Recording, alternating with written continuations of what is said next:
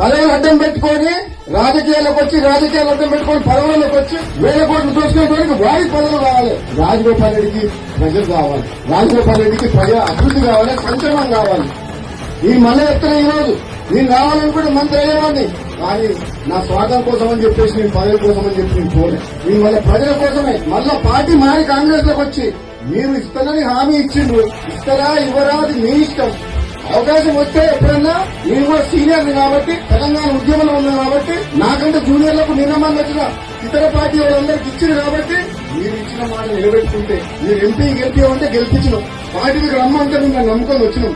ఇస్తారా ఇయ్యరా అది మీ ఇష్టం, కానీ నేను మాత్రం పదవుల కోసం ఎవరింటికి పోయి కాళ్ళు మొక్కి మనసు చంపుకొని దిగజారడం మాత్రం జరగదు. పని బతుకున్నాను.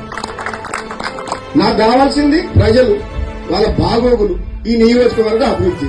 ఒకవేళ ఏదన్నా నాకేదన్నా మంచి జరిగితే వాళ్ళకి మంచి జరుగుతుంది, లేదంటే వాళ్ళ మధ్యనే ఉంటా, వాళ్ళ కోసం పనిచేస్తా, వాళ్ళ కష్టసుఖాల్లో పాల్పంచుకుంటా. త్యాగమైనా పోరాటమైనా మీరు తలదించుకునే పని నా ప్రాణం మీద చెయ్యాలి.